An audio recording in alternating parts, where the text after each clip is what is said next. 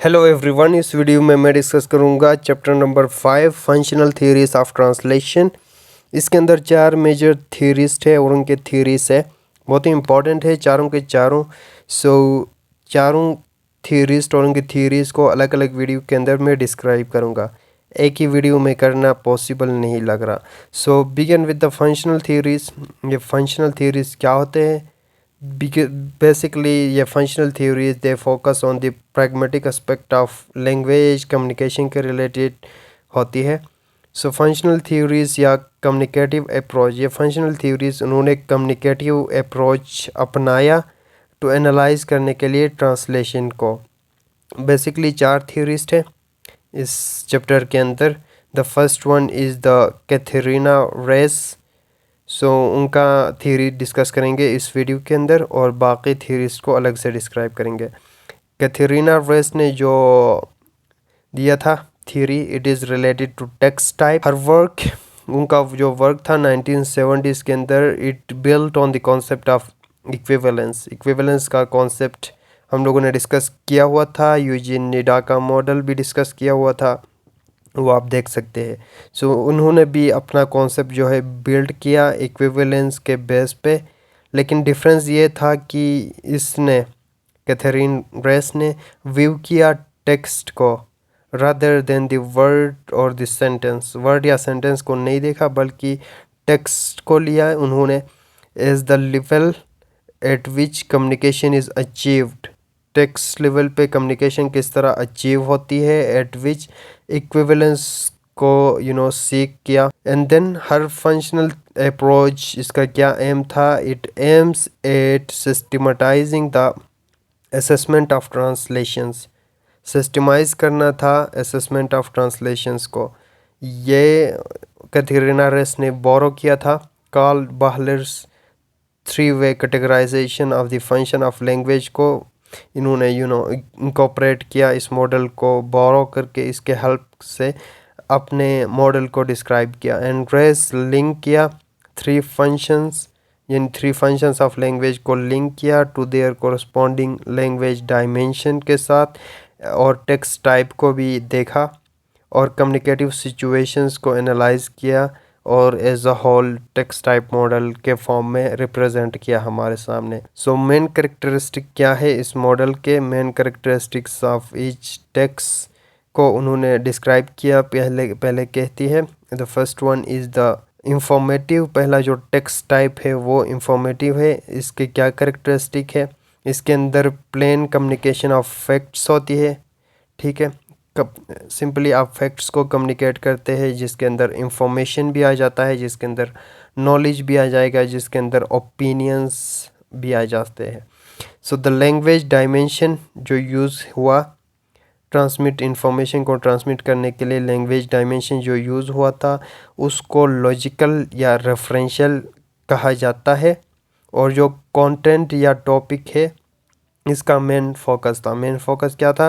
The main focus is the content और topic, ठीक है। ये इंफॉर्मेटिव हो गया टेक्स्ट टाइप का पहला टेक्स्ट टाइप इंफॉर्मेटिव। सेकंड जो है एक्सप्रेसिव। एक्सप्रेसिव के अंदर नाम से ही पता चलता है it's about expressing creative composition, ठीक है। It's related to creative composition. यहाँ पे जो लैंग्वेज डायमेंशन कौन सी यूज़ हुई है वो है aesthetic dimension of language use हुई है। एंड द ऑथर या सेंडर जो है वो क्या करता है? फोरग्राउंड करता है, फोकस करता है ऑन दी फॉर्म पे। पहले हमने कंटेंट देखा था, अभी फॉर्म, ठीक है। Focus on the form of the message, और ये एक्सप्रेसिव होगा, ठीक है। इसके अंदर क्रिएटिव कंपोजिशन के अंदर लिटरेचर, आपके लिटरेरी टेक्स्ट आ जाते हैं। And the third text type जो है वो ऑपरेटिव है, ठीक है। It is inducing behaviour responses. इसका मकसद इंड्यूस करना कुछ बिहेवियर रिस्पॉन्सेस ऑडियंस के अंदर। एम इसका ये था, एपिलेटिव फंक्शन था, अपील करना आपके सेंसेस को, is to appeal to the senses of the audience, और ऑडियंस या रीडर को परसुएड करना, ठीक है, receiver of the text to act in a certain way, ताकि वो कोई रिस्पॉन्स प्रोड्यूस करे। And the form of language जो है डायलॉजिक डायलॉग के फॉर्म में। एंड द फंक्शन जो है इसका एपेलेटिव था, ठीक है, इसके अंदर एडवर्टीजमेंट आ सकते हैं। And the fourth type is the audio medial text type है, ठीक है, इसके अंदर फिल्म्स हो गए, विजुअल्स या स्पोकन एडवर्टीजमेंट्स आ जाते हैं जो कि सप्लीमेंट करता है, ऐड करते हैं द अदर थ्री फंक्शंस को विजुअल इमेजेस के साथ, म्यूजिक्स एक्सेट्रा। सो ये फोर्थ टेक्स्ट टाइप है। सो जो मॉडल उन्होंने दिया था उसके अंदर ट्राइंगल के फॉर्म में 3 टेक्स्ट टाइप को हम देखेंगे। So example of text varieties या जॉनरास को इसने डिस्क्राइब किया associated with each of the text type, जो कि इनका मॉडल है, यहाँ पे हम वो देखेंगे। So functional characteristics of the text type, उनके कैरेक्टरिस्टिक को फर्दर एलाबोरेट किया गया इस टेबल के अंदर। 4 थे और यहाँ पे मॉडल के अंदर इनकॉर्पोरेट किया इन्होंने 3 जो कि इम्पोर्टेंट है टेक्स्ट टाइप, इंफॉर्मेटिव, एक्सप्रेसिव और ऑपरेटिव। सो इंफॉर्मेटिव में लैंग्वेज का क्या फंक्शन है, यानी प्लेन फैक्ट्स को जो है कम्युनिकेट करना। इंफॉर्मेटिव है लैंग्वेज का फंक्शन, रिप्रेजेंट करता है ऑब्जेक्ट या फैक्ट्स को। एक्सप्रेसिव में लैंग्वेज का क्या फंक्शन है, एक्सप्रेस करता है सेंडर्स के एटीट्यूड को। और ऑपरेटिव के अंदर making an appeal to the text receiver, appeal करना, ठीक है। लैंग्वेज का डायमेंशन जो इंफॉर्मेटिव के अंदर लॉजिकल होगा, एक्सप्रेसिव के अंदर एस्थेटिक होगा और ऑपरेटिव के अंदर डायलॉजिक होगा। टेक्स्ट के फोकस को देखा जाए तो इंफॉर्मेटिव में कंटेंट के ऊपर फोकस किया जाता है, एक्सप्रेसिव में फॉर्म के ऊपर फोकस किया जाता है, ऑपरेटिव के अंदर एपेलेटिव फोकस यानी अपील आपके सेंसेस को। टारगेट टेक्स्ट किस तरह का होना चाहिए, इंफॉर्मेटिव में टारगेट टेक्स्ट शुड ट्रांसमिट करता है रेफरेंशियल कंटेंट को, जबकि एक्सप्रेसिव में ट्रांसमिट करता है एस्थेटिक फॉर्म को, जबकि ऑपरेटिव के अंदर इलिसिट करता है डिज़ायर रिस्पॉन्स को, यानी रिस्पॉन्स जनरेट करता है। ट्रांसलेशन मेथड जो यूज़ हुआ है इंफॉर्मेटिव के अंदर प्लेन प्रोस यूज़ हुआ है, ठीक है, और एक्सप्रेसिव के अंदर आइडेंटिफाइंग मेथड यूज़ हुआ है, और ऑपरेटिव के अंदर एडोप्टिव यानी इक्विवेलेंट इफेक्ट वाला यूज़ हुआ है। सो इस टेबल के फॉर्म में, इस ट्राइंगुलर शेप के फॉर्म में रिप्रेजेंट किया है टेक्स्ट टाइप और टेक्स्ट के वैरायटीज़ को, और इसको प्रिपेयर किया था रोलैंड फ्रीहॉफ ने। सो बेसिकली ट्राइंगल को हम इस तरह डिवाइड करते हैं, 3 कॉर्नर्स में टेक्स्ट टाइप रखते हैं, इंफॉर्मेटिव, एक्सप्रेसिव और ऑपरेटिव। सो इंफॉर्मेटिव के अंदर किस टाइप के वर्क्स आ जाएंगे, रेफरेंस वर्क आ जाएगा, report, lecture, operating instruction, tourist brochure. So इनके लोकेशन को आप देख ले, ये इम्पोर्टेंट है। इंफॉर्मेटिव में मोस्ट इंफॉर्मेटिव जो रिलेवेंट है वो रेफरेंस वर्क है, क्लोजली एग्जांपल। एंड देन यहाँ पे बीच में रखा गया है बायोग्राफी, ये हाइब्रिड है, ठीक है, इंफॉर्मेटिव और एक्सप्रेसिव के बीच में हाइब्रिड है। एंड देन एक्सप्रेसिव के अंदर पोइम आ जाएगा, प्ले आ जाएगा, और सटायर इसके बीच में जो है हाइब्रिड है। एक्सप्रेसिव और ऑपरेटिव के बीच में जो हाइब्रिड है, यानी कुछ करेक्टरिस्टिक एक्सप्रेसिव के भी है, कुछ ऑपरेटिव के भी है, उसको हाइब्रिड कहेंगे। यहाँ पे बायोग्राफी के कुछ एलिमेंट्स इंफॉर्मेटिव के भी है, कुछ एक्सप्रेसिव के भी है, सो इसीलिए यह हाइब्रिड हो गया बीच में। एंड देन ऑपरेटिव के अंदर एडवर्टीजमेंट, इलेक्टोरल स्पीच जो इलेक्शन का स्पीच होता है। एंड देन सरमन हाइब्रिड आ जाएगा इंफॉर्मेटिव और ऑपरेटिव के बीच में। सो यही यहाँ पे यही हाइब्रिड टाइप्स की बात की गई है, और मोस्ट जो रिलेवेंट एग्जांपल आप इंफॉर्मेटिव की दे सकते हैं वो रेफरेंस वर्क, एक्सप्रेसिव में पोइम और ऑपरेटिव में एडवर्टीजमेंट, बाकी बीच में ये हाइब्रिड आ जाएंगे। नीचे यहाँ पे यही बात की गई है।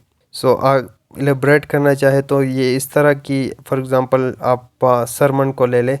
On the other hand sermon हमें कुछ इंफॉर्मेशन भी देता है, वेयर एज ये ऑपरेटिव फंक्शन भी फुलफ़िल करता है। किस तरह, बाय अटेम्प्टिंग टू परसुएट करता है the congregation to a certain way of behaving, ताकि कुछ ऑडियंस में कुछ रिस्पॉन्स या कुछ बिहेवियर चेंजेस आ जाए, ठीक है।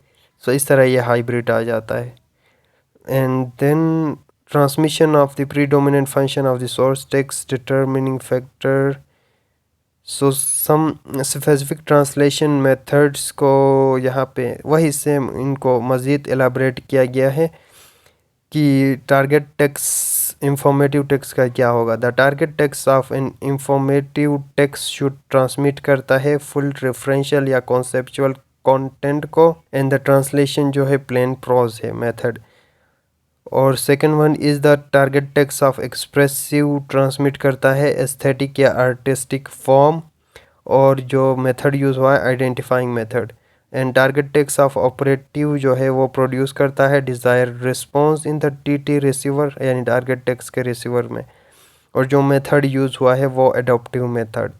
And the audio medial text के अंदर सप्लीमेंट्री मेथड यूज़ हुआ है जो कि सप्लीमेंट करता है, एडिशनली प्रोवाइड करता है रिटन वर्ड्स को विजुअल इमेजेस और म्यूज़िक के साथ। सो कैथरीना रेस ने क्या किया था, she also list a series of intralingual और एक्स्ट्रालिंगुअल इंस्ट्रक्शन क्राइटेरिया इन्होंने सेट किया। पहला जो है इंट्रालिंगुअल क्राइटेरिया के अंदर क्या आ जाता है, लैंग्वेज के लिंग्विस्टिक एस्पेक्ट आ जाएंगे जिनमें सेमेंटिक, लेक्सिकल, ग्रामेटिकल और स्टाइलिस्टिक फीचर्स आएंगे।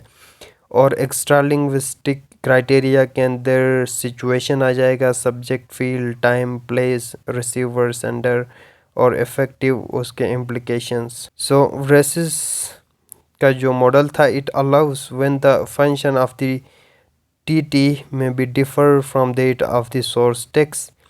सो यहाँ पे एग्जांपल दिया गया है गुलिवर्स ट्रेवल का, ठीक है। बेसिकली ओरिजिनली ये एक सटायरिकल नॉवल लिखा गया था, लेटर ऑन इसका टेक्स्ट फंक्शन चेंज हुआ ऑपरेटिव टेक्स्ट के अंदर। किस तरह, क्योंकि नावाडेज इसको रीड किया जाता है एज अ इंटरटेनिंग फिक्शन, ठीक है। पहले ये एक सटायरिकल लिखा गया था। सो टेक्स्ट टाइप में चेंजेस आ सकता है over a period of time. तो रेसिस के वर्क की इम्पोर्टेंस देखते हैं। वर्क इज़ इम्पोर्टेंट है बिकॉज ये मूव करता है ट्रांसलेशन थ्योरी को beyond consideration of the lower linguistic level से अपर लिंग्विस्टिक लेवल, और ऊपर हमने देखा इंट्रा लिंग्विस्टिक और एक्स्ट्रा लिंग्विस्टिक एस्पेक्ट उनको डिस्क्राइब करता है। तो इसके ऊपर क्रिटिसिज्म भी आ गया, काफ़ी कहते हैं क्रिटिसिज्म इस तरह क्रिटिसाइज करते हैं कि why there should only be 3 types of language function, सिर्फ 3 लैंग्वेज फंक्शन ही क्यों है, उससे ज़्यादा भी हो सकती है। And there are also question mark on how रेसिस प्रोपोज ट्रांसलेशन मेथड जो प्रपोज किए थे उसके ऊपर भी सवाल उठाया गया, are to be applied in the case of specific text. And ये कुछ क्रिटिसिज्म थे उनके वर्क के ऊपर। और देन अगेन एक और coexistence of the functions with in the same source text and the use of the same source text for a variety of procedure के लिए सेम सोर्स टेक्स्ट क्यों यूज़ हुआ, ये उसके मॉडल की वीकनेसेस को बयान करता है। Finally the translation method employed depend on far more just text type. ये ट्रांसलेशन मेथड जो है सिर्फ टेक्स्ट टाइप के ऊपर ही क्यों डिपेंड करता है, दूसरे एस्पेक्ट्स क्यों नहीं है। सो इस तरह क्रिटिसाइज़ किया है इस मॉडल को, राइट। सो आने वाली वीडियो में नेक्स्ट मॉडल डिस्कस करेंगे जो कि ट्रांसलेशनल एक्शन है। So this is all for this video. Thank you for watching.